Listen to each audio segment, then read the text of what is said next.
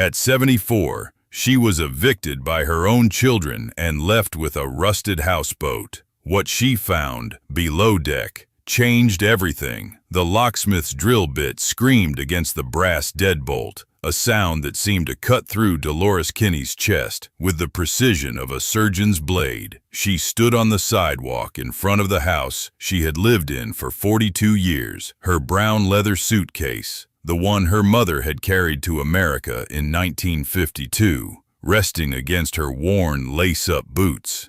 The October morning was crisp and gray, the kind of weather that made her think of Frank, who had loved autumn mornings on the water. But Frank had been dead for 8 years, and the water suddenly felt very far away. Gerald stood to her left, 30 feet away, pretending to check something on his phone. Her eldest son wore his charcoal overcoat with the same authority he brought to construction sites and zoning board meetings. He did not look at her. The locksmith, a man with kind eyes and an air of practiced neutrality, did not look at her either. He extracted the old key, the one Dolores had turned in the lock every morning and evening since 1982, and dropped it into a small plastic bag. She recognized the sound of a door closing, not literally, though that would come next, but metaphorically, a sound that belonged to courtrooms and legal documents, and the strange, sterile voice of the judge who had signed papers she never read while she sat in her cardiologist's waiting room, blood pressure cuff squeezing her arm. The eviction had not felt like an eviction.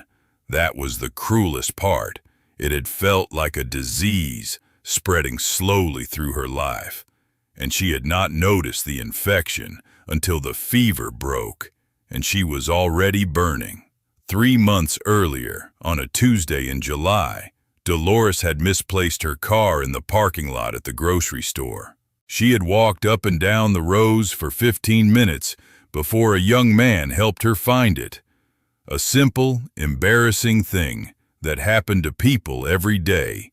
But Gerald had heard about it from Linda, who had been there, and he had decided that this single moment of confusion was evidence. Evidence of what? Dolores was not entirely sure. Incompetence, the lawyer had said. Inability to manage her affairs. The house needed a new roof, a fact that was true and expensive, and something Dolores had been saving for slowly on her teacher's pension. Gerald had argued that her finances were in disorder. He had not mentioned that he stood to inherit a house in a neighborhood that had gentrified the way neighborhoods do when developers bought up old properties and divided them into condominiums. The competency hearing had been scheduled for a Wednesday afternoon. Dolores had a standing appointment with her cardiologist that same morning, a follow-up to her blood pressure medication. She had mentioned the hearing to the nurse, and the nurse had mentioned it to Gerald when he had called the office asking about his mother's condition.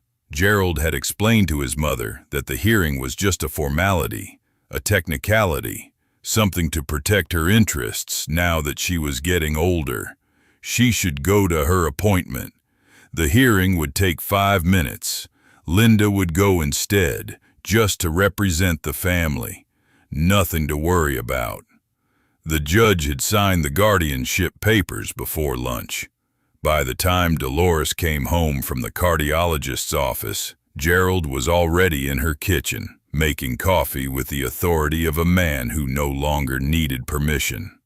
The house was listed by Friday.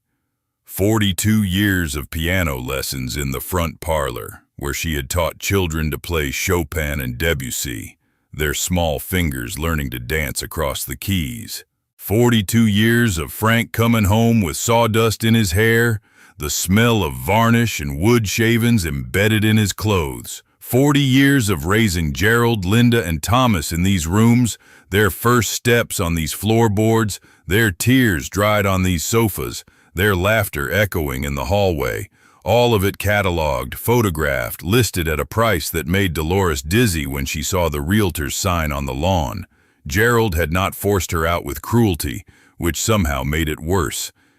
He had simply been efficient. The house sold in 6 weeks.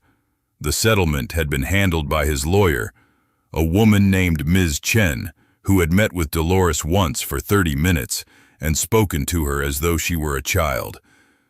There would be the house sale proceeds, of course, but Gerald controlled those as her legal guardian. She would retain her pension, modest, about $1,400 a month. Her personal belongings would be boxed and stored. And there was one more thing, something worthless, something they were actually being generous about. Frank's old houseboat, the Blue Monarch, moored at Calvert Marina in Slip 19. The property had been appraised at less than $3,000. Gerald had suggested she might appreciate something of Frank's. It was almost kind. The locksmith finished installing the new deadbolt. He tested it twice, then looked at Dolores with an expression of profound discomfort. "It's all set," he said, and she understood that he meant this as an apology. Gerald walked toward her, his phone already back in his pocket. "The mooring is paid through the end of the month," he said. "After that, you'll need to make arrangements with the marina. I've transferred the deed to you. Dad's boat is yours." He handed her a manila envelope and a key, the key to the Blue Monarch. "I've got to get back to the office. The house keys are inside the envelope. You'll need to turn them in at the realtor's office by 5 o'clock. Linda will—" He paused, some small thing flickering across his face. Shame, perhaps, or the memory of it. "I'm sure you'll be fine." He did not look at her. He walked to his car, a sleek black sedan that cost more than Dolores earned in 5 years, and he drove away. She stood on the sidewalk, the suitcase at her feet, and the marina key in her hand, and she did not cry. Later, in the motel room that a sympathetic clerk had given her at a discount rate, she would cry. But standing in front of her own house, watching a man install the lock that would keep her out of her own life, Dolores Kinney did something harder. She breathed. She turned toward the street. She picked up her suitcase and began to walk. The motel was called the Shoreview Inn, which was a hopeful name for a place 3 miles from any shore. The room smelled of industrial bleach and the particular staleness of spaces that had housed transient sorrows. The carpet was a gray-brown color that had no name in nature. The bed had a polyester comforter, printed with a pattern meant to be cheerful, but which instead suggested the interior of a stomach. Dolores sat on the edge of the bed in her olive-green wool coat for 2 hours before she had the energy to take it off. She had been a music teacher for 40 years. That was not something people forgot about themselves, was it? She had conducted the school orchestra. She had taught 3 generations of children, some of them now adults with children of their own, to play the violin and the piano. She had sat with a girl named Sarah Chen, no relation probably, through 3 frustrating years of struggling with the bow hold, and then one Tuesday in Sarah's junior year, something had clicked, and Sarah had played a Vivaldi concerto so beautifully that there had been tears in the audience. Sarah was a doctor now. She sent Dolores a Christmas card every year. "I still remember our lessons."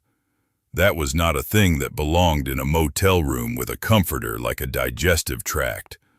On the 2nd day, Thomas called from Oregon. He apologized. He said, "I'm sorry, Mom. I know this is unfair.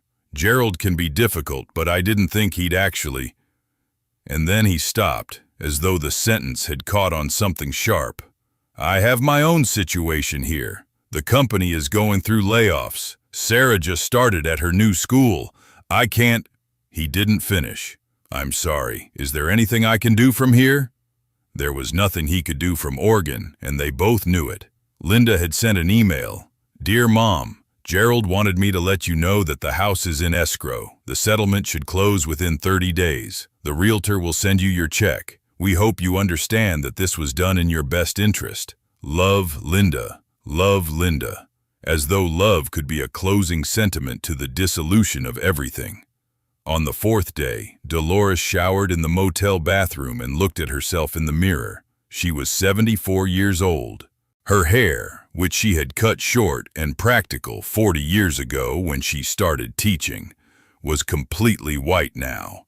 Her face had lines, smile lines around her mouth and eyes, which was good, which meant she had smiled, and her hands, which had been her vanity, which had been strong and capable, and had always known exactly where to place her fingers on the keyboard, were beginning to spot with age. She wore wire-rimmed glasses, which made her look professorial, and underneath them, her hazel eyes were the same color they had always been, the color of autumn leaves and old wood.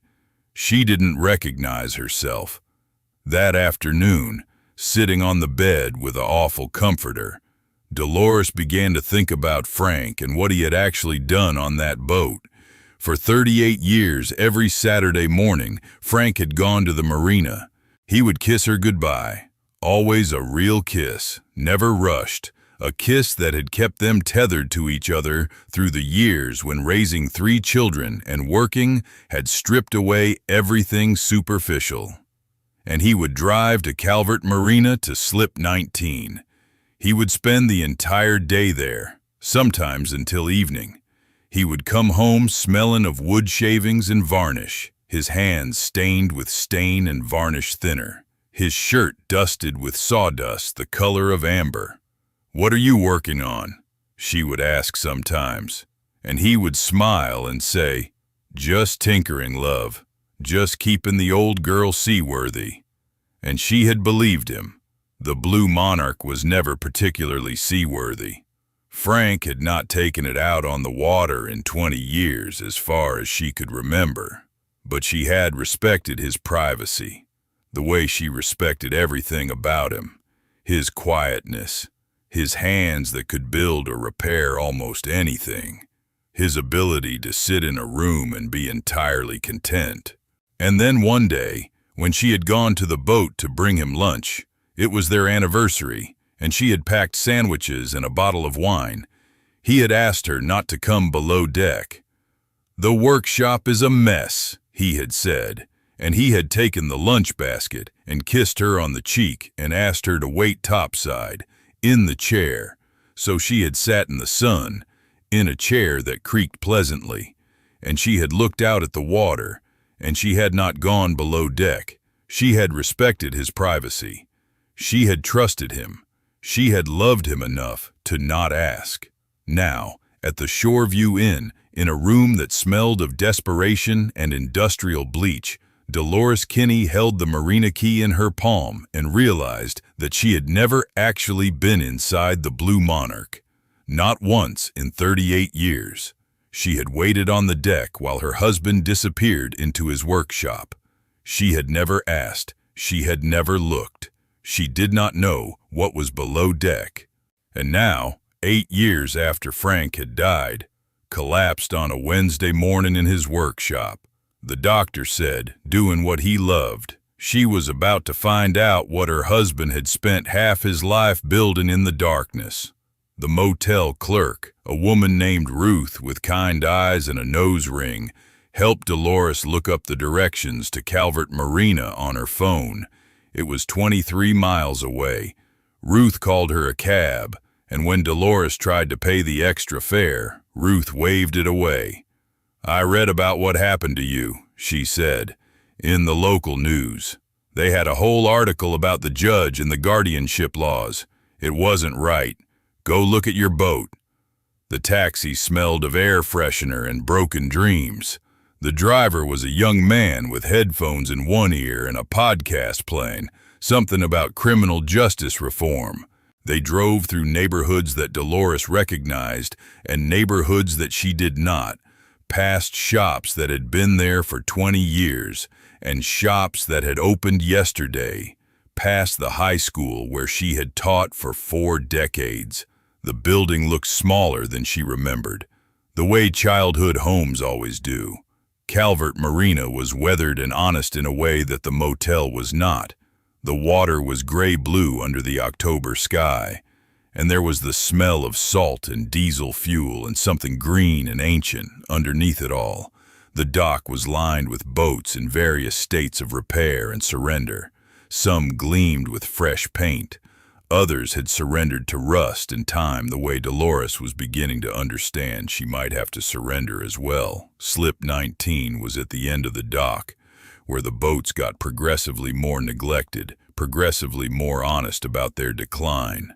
The Blue Monarch sat low in the water, a wooden boat that had once been beautiful, and which the years had burnished into something that looked less like transportation and more like memory.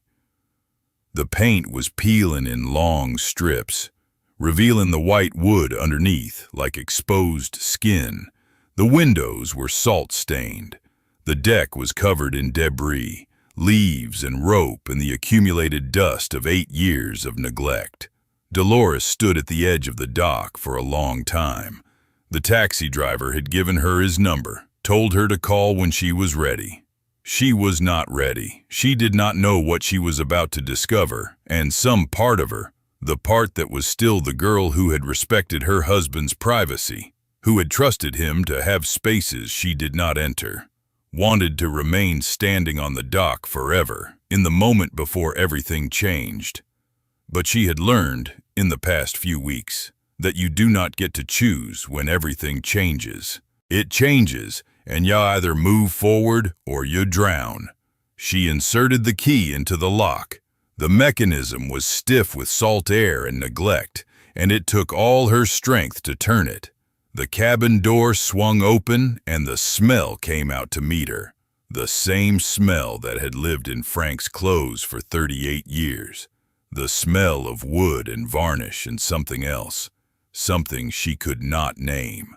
Dolores Kinney took a breath. She held onto the railing with her pianist's hands, and she stepped into the darkness below deck, into the mystery her husband had guarded all those years, into whatever he had built in secret while she had waited above, trusting, patient, and in love. The knock on the motel room door came at 9 in the morning, and Dolores didn't answer it. She sat on the edge of the bed, still in her nightgown, her suitcase closed beside her like a loyal dog.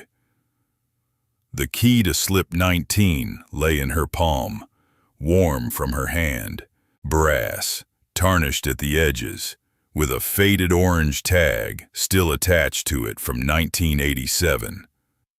Frank's handwriting on that tag, though the ink had faded nearly to invisibility. She tilted the key in the lamplight, trying to read it. A single word, maybe 2. She'd never really looked at this key before. It had hung on a hook in Frank's study, mixed with 5 other keys to places she never asked about. She opened her suitcase. It still smelled of home, the home that was no longer hers. Lavender sachets from the linen closet, wool, the faint ghost of furniture polish. And there, tucked into the pocket of her blue flannel pajamas, was the photograph. She'd packed it without thinking, the way you pack a toothbrush. It was from their 3rd summer together, taken by someone at a church picnic in 1968. She and Frank stood on the dock at Calvert Marina, the Blue Monarch behind them, Frank's arm around her waist. She was wearing a yellow sundress. Frank wore his navy dress whites, though he'd been out of the service for 2 years already. He was smiling the way he always smiled when she was teaching, like she was the only music worth listening to. Below the dock, beneath the waterline, the water caught the light like scattered coins. There was something else in the suitcase too, something she'd forgotten about until her fingers found it. The wooden pendant, a treble clef, about 3 inches long, carved from pale wood that had darkened with age to the color of honey. Frank had given it to her for their 15th anniversary. "So you always carry music with you," he'd said, threading it onto a leather cord. She'd worn it every day for years until the leather finally cracked beyond repair. After that, it had lived in her jewelry box, under the costume pearls and the clip-on earrings. She held the treble clef up to the window. The carving was impossibly detailed. The curves of the staff lines had been smoothed with what must have been extraordinary patience. The scrolled head was perfect, every whorl clean and deep. She could see the tool marks if she looked closely, the marks of a carving tool, guided by someone who knew exactly what they were doing, who had spent years learning the language of wood. Frank's hands, she turned it over. On the back, barely visible, were his initials and a date, FK 1973. Dolores set the pendant on the nightstand. She looked at the photograph again. Frank and her, and the blue monarch behind them, a boat she'd barely set foot on in their marriage. He'd said it was his thinking place. He'd said she wouldn't like it. Too dusty, too much Navy business down there. He'd come home smelling of wood shavings and varnish and salt water, and she'd rubbed the sawdust out of his hair while they sat on the back porch. And he'd talked about the weather or the Navy news, or sometimes about her, about the concert she'd given, about how beautiful she'd looked in that blue dress on stage, about how her voice carried in the auditorium, even without a microphone. She'd been so busy being loved, she'd never asked him what he was actually doing. She got dressed, slowly. The olive green wool coat, though the morning was mild, her brown leather gloves, though her hands didn't feel cold, the boots with the side zipper that Gerald said made her look old-fashioned. She brushed her white hair and settled her wire-rimmed glasses on her nose. She looked in the mirror. 74 years old, and she was going to her husband's secret. The drive to Calvert Marina took 40 minutes. Route 301 south, then the back roads that wandered through the marshland like they had nowhere to be. October had painted the landscape in rust and gold. The marsh grass was turning, standing in dark clumps against the water. A great blue heron rose from the reeds as she drove, too large to seem possible, its wings catching the sun. It flew parallel to the road for a moment before tilting away toward the river. Everything here was exactly as it had been when she last visited the marina, maybe 30 years ago. Time moved differently in the marshlands. The trees grew, the grass died back each winter, the herons came and went, and the water lapped at the same docks it had always lapped at. The marina office was a small clapboard building painted blue, badly weathered. The docks themselves stretched out in neat rows, each slip marked with a faded white number. Slip 1, slip 2, the numbers increasing as she walked. The boardwalk was weathered gray from salt and sun. Her footsteps sounded very loud on the wood. A few boats occupied the slips, nothing grand, mostly fishing boats and small cruisers, the kinds of vessels that people actually used rather than displayed. At slip 19, the Blue Monarch waited. She'd thought she was prepared. She'd spent the entire drive preparing herself, rehearsing the moment, trying to imagine what a boat that had been sitting for 8 years might look like. But nothing had prepared her for how sad it looked. The hull was rusted at the waterline, orange and brown stains running down the once navy paint like tears. The superstructure, the wheelhouse and the cabin, was weather-beaten to the color of old bone, paint peeled in long strips from the cabin walls. The windows in the wheelhouse were clouded with salt spray and dust, so crazed with fine cracks that they seemed on the verge of crumbling. Someone had written, "Wash me," in the grime on the main cabin door, but that must have been months ago, maybe longer. The mooring lines were tight, though. The hull sat level in the water. Even in decline, the Blue Monarch was held secure. Frank's legacy of attention to detail, perhaps. Never mind that you're dying of neglect, at least stay level. Dolores stepped from the dock onto the boat with her hand on the rail. The deck was sticky under her feet, covered in a film of salt and pollen. A few leaves, blown from somewhere, had accumulated in the corner by the railing. She walked slowly to the cabin door and turned the key. It stuck for a moment, frozen by rust and disuse, and then gave. The door swung open, and the smell rolled out like a physical thing. Dust and old wood and something beneath it. Something that might have been varnish or might have been the scent of time itself. The cabin was smaller than she remembered. A narrow space lined with wooden shelves, and on those shelves, old photographs in frames. Frank as a young sailor in dress whites, standing in front of a ship. Frank and Dolores on their wedding day, she in ivory, him in his Navy dress uniform, Frank in civilian clothes, maybe 1960, squinting at the camera with the sea behind him, naval medals in a shadow box, a compass, a barometer, the smell of old wood and old memories, trapped and waiting. To the right, the galley kitchen, a 2-burner stove, a tiny sink, a small refrigerator, surely long dead, a few cabinets, a shelf holding dishes wrapped in newspaper from 1997. To the left, a narrow bunk with a wool blanket folded at the foot, the blanket the color of wet sand, a reading lamp with a brass neck, bent slightly, as if Frank had reached for it one last time and never come back. And in the floor, in the center of the narrow cabin, a hatch.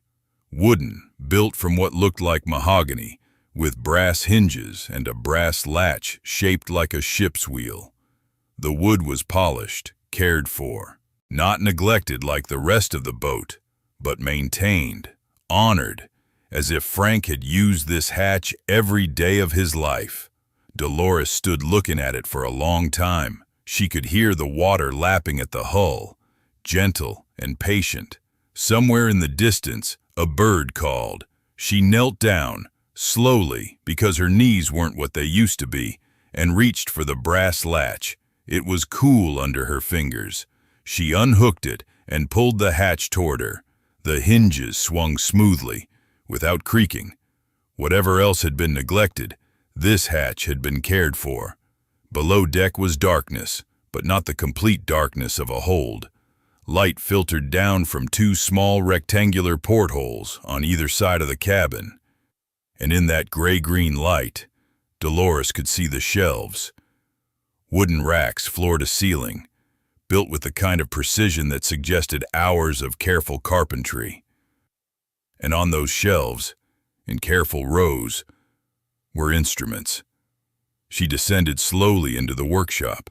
There were 17 steps down. She counted them automatically, as if the number might matter. The air was cooler down here, and it was rich with smells, wood shavings, old and faint, linseed oil, something darker and more complex that might have been glue, or might have been the accumulated breath of decades. The floor was polished wood, worn smooth by footsteps. Sawdust lay in thin drifts in the corners, though the space was otherwise meticulously clean. The instruments were unmistakable to her eye. She'd spent 60 years in concert halls and music rooms. She recognized what she was looking at. Violins, a dozen at least, each one cradled in a custom-carved wooden support lined with velvet the color of moss. Violas, smaller, more delicate. Cellos, 4 of them, standing upright in specially made cradles. Acoustic guitars, their wood glowing amber in the dim light. A classical guitar with an intricate rosette pattern around the sound hole. Something that looked like a lute, or perhaps a bouzouki, its belly curved and elaborate. The craftsmanship was stunning. Each instrument was a thing of complete completion, finished, perfect, ready to be played. Along the far wall stretched a full woodworking bench. Clamps of every size, carving tools arranged in a careful hierarchy. Rough chisels and gouges at one end, progressing to finer and finer implements until the smallest tools were barely larger than toothpicks. There was a vise bolted to the bench. Sandpaper in various grits, labeled and stacked. Bottles of stain, varnish, oil, wood dyes, pieces of wood in various stages of construction, a violin body in progress, the curves marked with pencil lines, the neck of a guitar with the frets already inlaid, the head of a cello carved to start, and the wood itself. Racks on the side walls held tonewoods like a library holds books. Each piece was labeled, catalogued. Mediterranean spruce, Naples, 1984. Bosnian maple, Trieste, 1976. Indian rosewood, Bombay, 1989. Ebony, Ghana, 1992. Wood from around the world, collected over decades, each piece stored with care, protected in plastic sheaths, organized with the precision of a museum collection. Frank had spent 40 years in the Navy. These woods represented a lifetime of acquisition, carefully chosen and transported, every piece speaking to some port he'd visited, some corner of the world he'd walked through. Dolores sat down slowly on the wooden stool in front of the workbench. There were tears on her cheeks, though she hadn't noticed them beginning. All those years, all those nights when he came home, smelling of wood shavings and varnish. And she'd been so pleased that he had a hobby, so glad he had his thinking place. She'd been so certain that she knew her husband, and yet there was this cathedral of craft, this monument to patience and skill and love, because that's what it was. Every curve, every joint, every carefully selected piece of ancient, resonant wood was an expression of love, not for her, necessarily, for music itself, for beauty, for the belief that a human hand could create something that would live on, singing, long after the hand that made it had turned to dust. She picked up the guitar, the classical guitar with the intricate rosette. It was heavier than she expected, solid as a promise. She turned it over carefully, looking for a signature, a mark, something to tell her who this instrument was meant for. On the back, in neat letters burned into the wood with a brand, F.K., 1995, Calvert. Frank Kinney, 1995, Calvert Marina, the year before he died. She held the guitar to her chest and sat very still in the gray-green light that came down through those small portholes, listening to the water lap at the hull of the Blue Monarch, feeling the weight of her husband's devotion in the grain of the wood against her heart.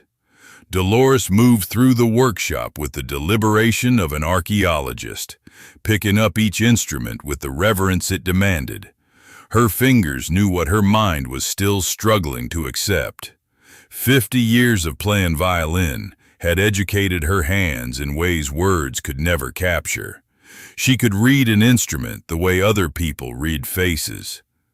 The moment she lifted the first violin from its stand, her body recognized the quality before her consciousness could articulate it.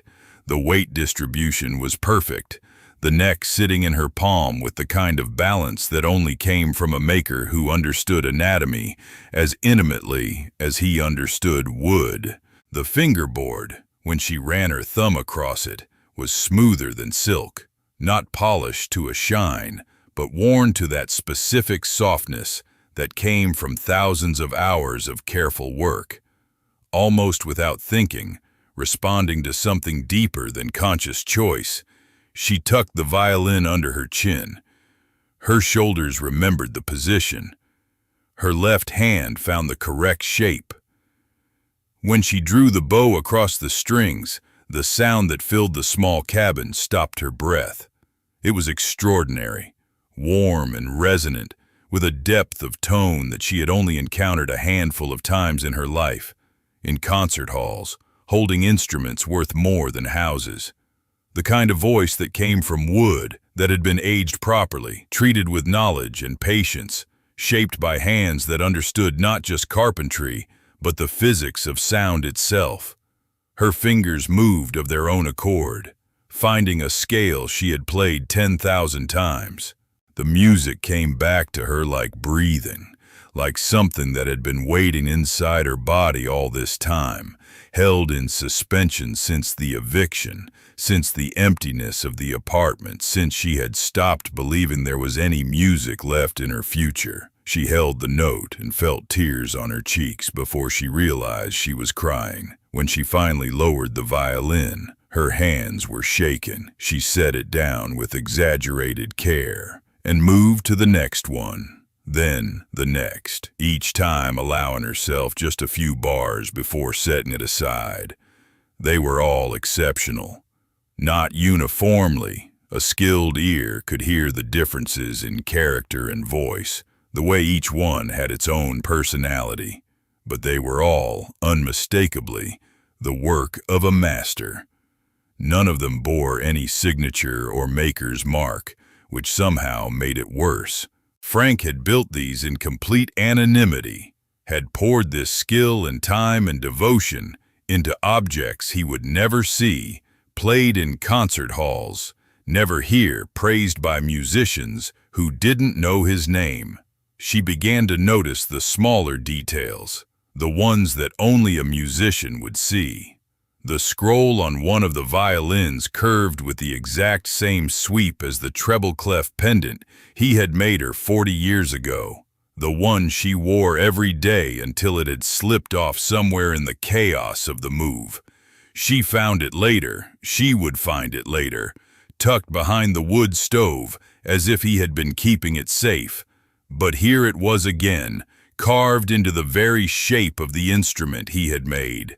Their song, made permanent in wood. And the F-holes. She examined them with growing certainty. Each one was slightly different from the others, variations in the curve and depth that could only come from being hand-carved, not traced from a template.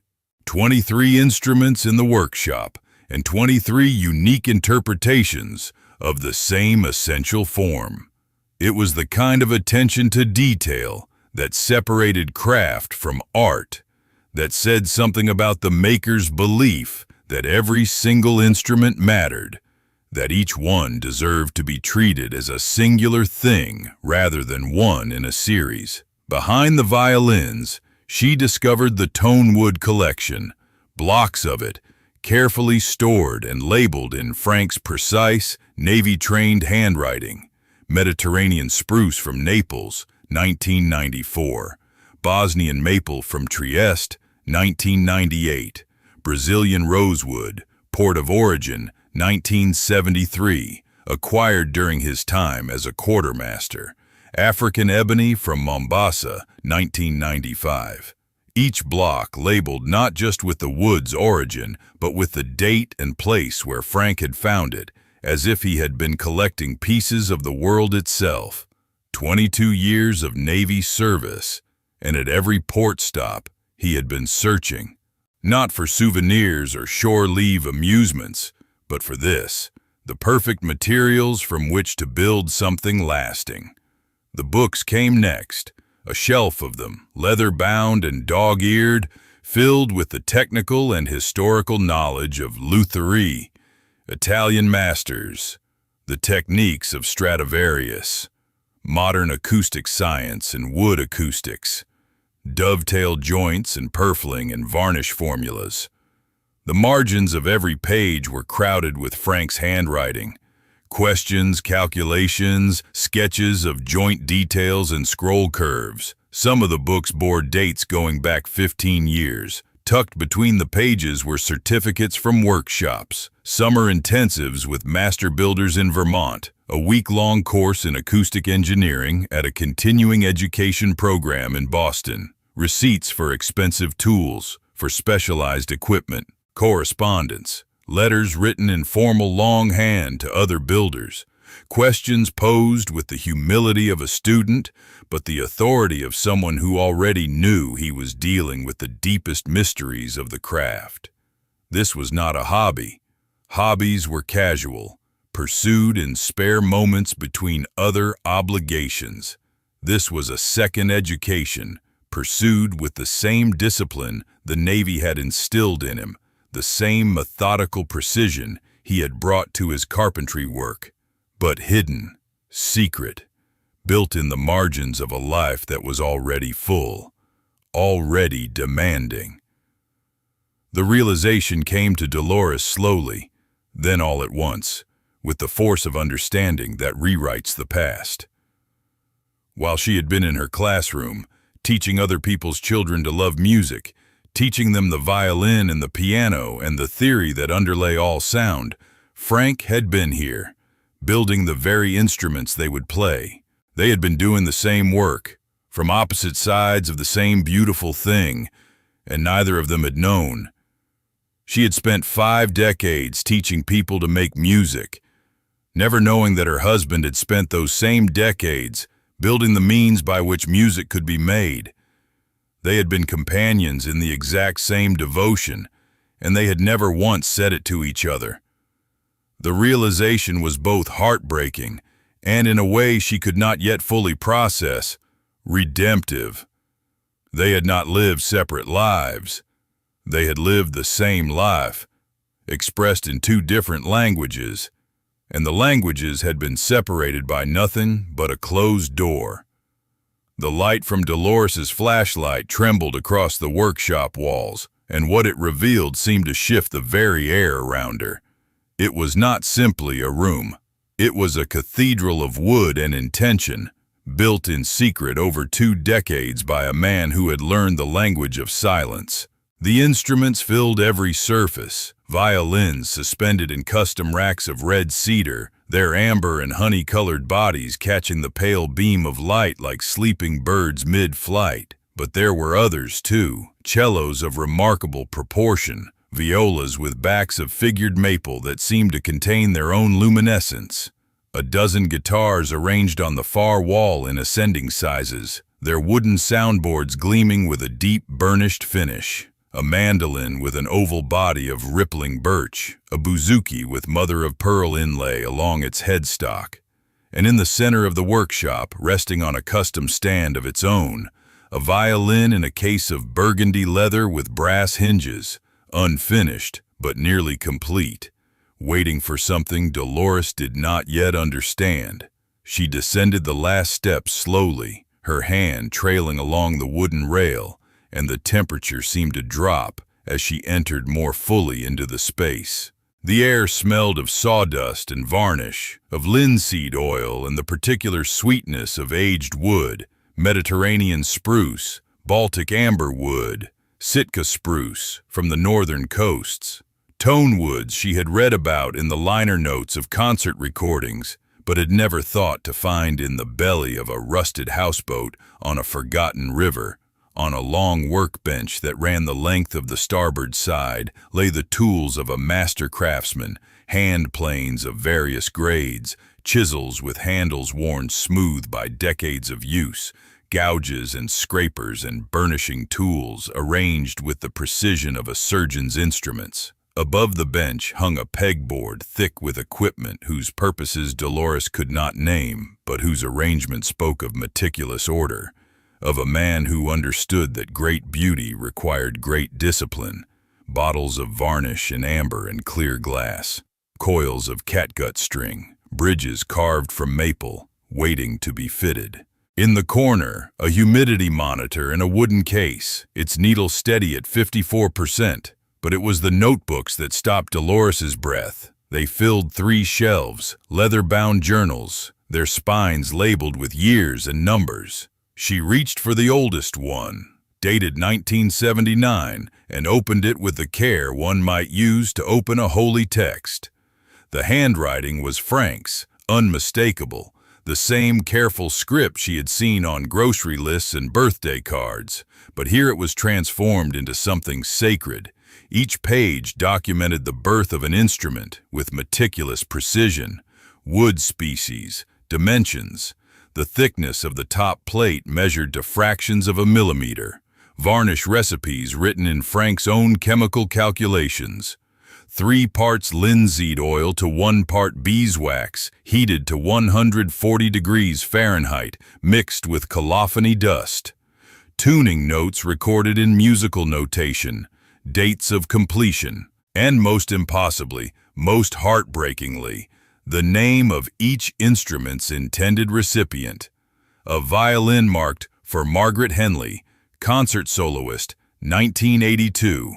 A cello marked for Robert Chen, who deserved to hear his father play. A guitar marked for the Garcia family, who taught me grace.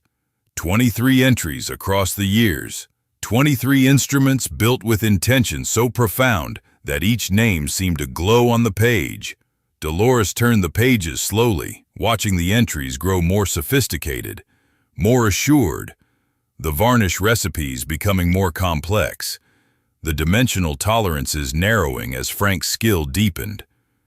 In the 1990s, the notebooks grew thicker. The entries became longer. Frank had begun adding personal notes, small observations about each instrument's voice, its particular character. The spruce in this piece suggested urgency. One entry read from 1997. I found myself shaping it with more haste than usual. The final voice came out almost anxious, but beautiful because of that restlessness. Perfect for a young conductor learning to live with pressure. Another, from 2001. Spent the afternoon carving the scroll. The wood was resisting me. I had to sit with it for 2 hours before I understood what it wanted to become. This is not a cello for the impatient. This is for someone willing to wait. And then, in the most recent notebooks, dates growing closer to Dolores's present moment. Entries marked, "For Dolores, my music." Dozens of them. The handwriting grew larger, more passionate. Frank was writing about the violin in the burgundy case. The one he had been building for 20 years. The masterwork that consumed his attention through the final years of his life. 1978 through 2003. 25 years of notes, observations, meditations. Frank had acquired Mediterranean spruce in Naples during his last Navy deployment. The log was still there. She could see it now, mounted in a special rack, wrapped in linen to maintain its humidity. The notes from 1978 were rapturous. This wood sings. I can feel it in my hands. This is the wood for her.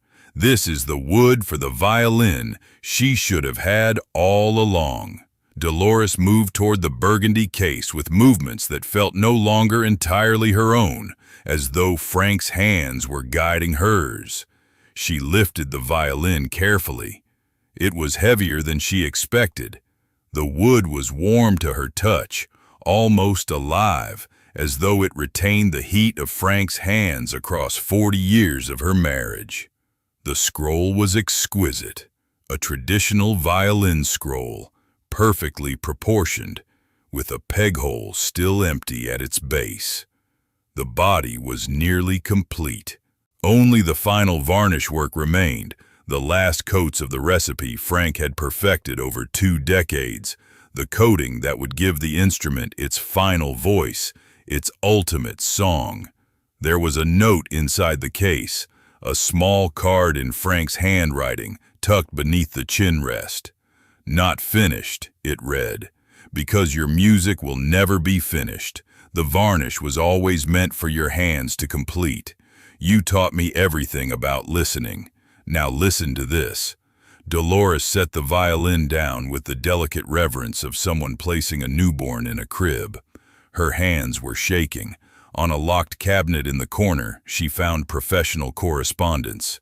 Letters from master luthiers in Cremona, Italy, in Venice, in Mittenwald, Germany. A letter from a renowned craftsman named Giuseppe Rossi examined 3 of Frank's instruments and declared his assessment in trembling formal Italian English. The craftsmanship rivals instruments that command prices of $200,000 to $500,000 in auction. The tonal quality suggests intimate knowledge of the old methods. This man is not a hobbyist. This man is a master. The letter was dated 2001. Frank had sent photographs and specifications, anonymous specifications, and 3 of his instruments for blind evaluation. Giuseppe Rossi had believed he was examining the work of an established European workshop. In another folder, insurance documents. The collection had been appraised 3 years before Frank's death by a firm specializing in rare instruments. The final valuation, $3,200,000. The instruments were insured separately, in Frank's name, for their full assessed value. A waterproof safe bolted to the hull near the center of the workshop contained property deeds. Frank had purchased 12 acres of waterfront land decades ago. During his second Navy rotation, he had told Dolores he was investing in a property with a friend, nothing significant, a development that never happened. But the deed told a different story. 12 acres of pristine riverside property, in Dolores's name now, held in an irrevocable trust that named her as the sole beneficiary. The paperwork was dated 1983. For 40 years, Frank had been building her an escape route made of wood and water and legal documents she never knew existed. And then the letter. A sealed envelope of heavy cream paper, the back marked in Frank's careful script, "For Dolores, my music." Dolores sat on the wooden stool at the workbench, the same stool where Frank had sat for thousands of hours, she realized. The wood of its seat worn smooth by the shape of a man she had loved and married and lived beside and never, not truly, completely known. She opened the envelope. The letter was several pages, written in ink that had faded only slightly with age. "My love," it began, "if you are reading this, I am gone. I hope it is by old age, in a warm bed, with your hand in mine. I hope I go hearing you play, but I have learned in my years that hope is not the same as probability, and so I am leaving you this message because there are things you need to understand, things I chose not to tell you while I lived, because I did not want you to worry, and because I wanted to protect the secret of what I was building here. I began these instruments in 1979 because I watched our son Gerald for 18 years and saw the shape of his character harden into something I recognized. The inability to see people as anything but problems to solve, obstacles to overcome, transactions to complete.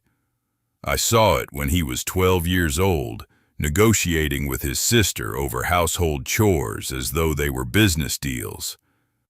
I watched his coldness deepen. By the time he was 30, I knew Gerald would see a person's love as weakness. He would see generosity as foolishness. And when the time came, and I knew it would come, because I know our sons, he would see you as an asset to be claimed, managed, optimized. I watched the way the world works. I saw homes taken. I saw lives dismantled by paperwork and legal authority. I saw families broken by greed disguised as responsibility. And I decided that I would build you something that Gerald could never find, could never claim, could never control. I would build you beauty. I would build you freedom. I would build you your freedom in wood and varnish and string. Every instrument here is a love letter, not to you, though they are that, but a love letter to the principle you taught me through 40 years of our marriage, that meaning lives in the meticulous act of creation, that beauty requires patience, that a life well lived is one spent learning to listen, learning to hear the full complexity of another person's soul. You taught that to your students with your violin. You taught that to me with your presence. And so I built these instruments as my way of saying back what you said to me every day we were together. The violin at the center of this workshop is my masterwork, Dolores. I was building it for you across your entire life. The Mediterranean spruce I acquired in Naples in 1978 because I wanted to give you something that came from the earth itself, something that had roots older than our marriage. The dimensions are based on your hands, the way you hold a bow, the reach of your fingers on the fingerboard, the scroll I carved with you in my mind, not as you were, but as you could become if you ever had the instrument worthy of your skill. I left it unfinished on purpose, because your music was never finished when I knew you. There was always something more to discover, some deeper understanding you were reaching toward. The final varnish, the part that gives the instrument its ultimate voice, that I wanted for your hands. I wanted you to understand that the instrument was complete only when you took it and made it sing.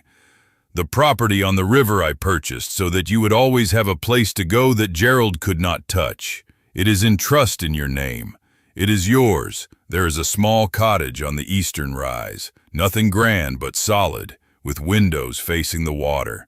I bought it thinking someday, maybe in our retirement, we could sit on that land together and listen to the river. I never told you because I wanted it to be a gift, held in secret, waiting for the moment when you might need to remember that you had always had somewhere safe to return to. I am sorry I could not tell you while I lived. I am sorry that my distrust of Gerald, which was warranted, which was real, meant I had to hide this part of my love from you. But I hope now, reading this, you understand what I was doing in that workshop night after night. I was loving you the only way I knew how, through the patience of my hands. Through the discipline of learning an art I had no right to claim mastery in, and learning it anyway because you deserved it. Because beauty is not just for the talented. Beauty is for anyone willing to spend the time, the care, the endless meticulous hours building it. You were the most beautiful thing I ever made, Dolores. These instruments are just wood and air. But you are a life well lived, and that is the only masterpiece that matters. I love you still. I will love you always. Listen to the wood. It remembers my hands. Frank. Dolores could not say afterward how long she sat in that workshop, the letter trembling in her hands. She could not say how long she held Frank's unfinished violin against her chest like a child, or when exactly her body began to break into the kind of weeping that comes only when the entire architecture of understanding shifts and rebuilds itself in an instant. She had been married to Frank Kinney for 43 years. She had known him as a Navy veteran, a carpenter, a devoted father, a quiet man who fixed things and paid bills and made love to her with tenderness and without drama. She had known him as a man who disappeared into a basement after dinner, who came home with sawdust in his hair, who sometimes seemed far away even when they sat across from each other at breakfast. Now she knew him as an artist, a master craftsman, a man who had spent a quarter-century building her freedom instrument by instrument, deed by deed, in a silence that was not absence, but the deepest form of presence.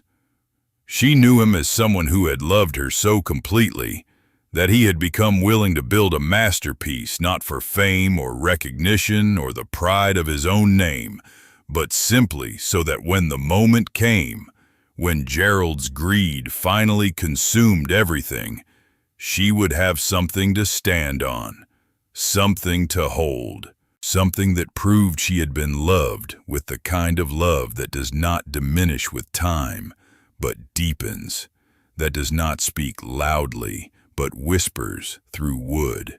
She called Thomas at 8:30 in the evening, her voice raw from crying, her hands still shaking as she held the phone. Thomas answered on the second ring. He was always available, always present in that way his father had been present. "Thomas," she said, and her voice broke on his name. "Your father. I need to tell you what your father built." There was a moment of silence on the other end of the line. "What do you mean, Mom? Built what?" "Come to the Blue Monarch," she said. "Come as soon as you can. Bring whatever you can carry. And Thomas, bring a violin bow. I think your father left his here, and I need to know if it still has rosin." Thomas arrived 47 minutes later. He descended the stairs to the workshop and stood perfectly still, his hand on the rail, the way Dolores had stood. Then he walked to the center of the room and looked at the burgundy violin case, and he began to weep before he even understood why. "Your father," Dolores said quietly, standing beside him in the warm light of the workshop, surrounded by wood and intention and 40 years of patient love, built 23 instruments in 20 years. And he built them all for someone he loved. Most of them for me, the rest for people who needed to remember what it felt like to make beautiful sound. Thomas reached out and touched the violin case, his fingers trembling. "Dad built these?" His voice was very small, the voice of a child. "Your father built every one, and he built them thinking of us, thinking of me, thinking of what it meant to love someone so completely that you would spend your whole life building them a way out." Thomas picked up the unfinished violin, and Dolores saw something in his face shift, a recognition, perhaps, of the man his father had been beneath the carpenter's dust and the Navy discipline, a man who knew how to love so quietly, so thoroughly, that the person receiving that love might spend 40 years not fully understanding the architecture of devotion that was being built around her, moment by moment, day by day, in the secret cathedral of wood. "We have to finish it," Thomas said. It was not a question. "We have to finish Dad's violin." Dolores looked at the burgundy case, at the unfinished scroll, at the final coat of varnish that was waiting to be applied, and she understood finally why Frank had left it incomplete. He had been waiting for this moment, for her to understand, for Thomas to understand, for them to stand together in the workshop and realize that the final act of creation was not Frank's alone. It was theirs now, to complete what he had begun. "Yes," Dolores said. "Yes, we will. We'll finish it together." The morning Dolores walked into the law offices of Patricia Chen, she carried herself differently. Her spine was straighter. The olive-green coat hung on her shoulders like armor, not because she needed protection anymore, but because she knew now what she was protecting. Chen was a bulldog in her 60s, with reading glasses on a beaded chain and hands that moved with decisive purpose as she reviewed the documents Dolores had brought. Frank's letters, the deeds, the inventory of instruments. Within an hour, Chen had made 3 phone calls and told Dolores something that made her eyes fill with tears. "He built you a fortress, Mrs. Kinney, a legal one. Your husband was brilliant."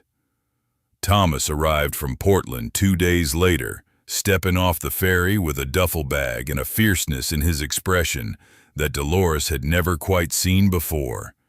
He hugged her on the dock for a long time, and when he pulled back, he said simply, "We're gonna fix this." He meant it. He had taken leave from his engineering firm, had already consulted with Chen by phone, had brought boxes of documents related to the guardianship that he'd been quietly gathering. Gerald's cruelty, it turned out, had made Thomas thorough. The challenge to the guardianship moved swiftly through the courts. Chen filed for an independent competency evaluation, which Dolores passed without difficulty. She had always been competent, of course, and the evaluator's report was scathing in its assessment of Gerald's petition. The evaluation noted her sharp memory, her clear reasoning, her ability to manage her own affairs, her understanding of her financial situation. It noted, too, something else, the peculiar timing of her incompetence, coinciding exactly with the moment Gerald discovered his father's will left everything to her. Chen submitted the report with a memo that made the judge's eyebrows rise. Within 3 weeks, the guardianship was revoked, but the instruments required authentication. Chen called in Dr. Marcus Webb, a master luthier and conservator at the Smithsonian, who took a red-eye flight from Washington and arrived at the marina on a gray morning, carrying a leather case filled with specialized tools. Dolores and Thomas watched as he worked through the collection methodically, examining construction, materials, wood aging, the maker's signatures hidden inside the bodies. After 2 hours, he looked up at Dolores with tears streaming down his face. "Mrs. Kinney," he said, "your husband was a genius. These aren't just instruments. They're art. They're history. This viola, this is museum quality. Every single one of them." He held up the unfinished violin, the one Frank had been building for her. "This one especially. I can feel his intention in every curve. Where is he now? I need to meet him. I need to thank him." Dolores's voice was quiet. "He's been gone for 11 years. Webb closed his eyes for a moment, then looked back at the violin. "Then I'll thank him through his work." His final assessment valued the collection at $3.4 million. The waterfront property, when appraised, came to $1.8 million more. All of it was untouchable by Gerald. Frank had established everything in a trust before his marriage to Dolores, a legal structure so clean and precise that when Gerald's lawyers sent their letters, their threats, their demands, Chen simply filed them in a folder and smiled. Gerald did not come to the final hearing. His lawyers appeared instead, presenting arguments that crumbled the moment Chen presented Frank's documentation. The trust was airtight. The property deed predated the marriage. The instruments were Frank's personal creations, built with his own materials over decades, and legally his to bequeath. There was nothing for Gerald to claim. The judge revoked the guardianship, restored Dolores's full competency and autonomy, and issued a stern reprimand about the abuse of elder law statutes. It was over. Dolores didn't sell the instruments. Instead, she did something that would have made Frank smile. She partnered with the Coastal Conservatory, the same one where she had taught violin for 30 years, to establish the Frank Kinney Collection, a lending library of handcrafted instruments for young musicians who couldn't afford their own. Every child who needed a voice would have one. Every student struggling to find their way through music would have Frank's masterpieces in their hands. It was the perfect answer to a lifetime of love expressed in wood and strings. She moved onto the Blue Monarch, spending weeks restoring it with Thomas's help. They replaced the worn flooring, repaired the cabin, cleaned every corner until the houseboat became what it was always meant to be, a home. On her first night aboard, she stood on the deck and understood finally what Frank had been building all along. Not just instruments, a life, a refuge, a place where her music could exist without apology. And then she finished his violin. It took her 3 weeks, working in the small restored cabin, her fingers remembering the precise movements of a craftsperson. She completed the scroll with his sketches as her guide. She fitted the neck and tailpiece. She applied the final coats of varnish. And when it was done, when the instrument was finally whole, she took it to the deck at sunrise. The light came up over the water, turning everything gold. Dolores sat in the Adirondack chair. The violin settled against her shoulder, her bow raised. She closed her eyes and played. The piece Frank had left unfinished in his heart, the one he'd written for her all those years ago.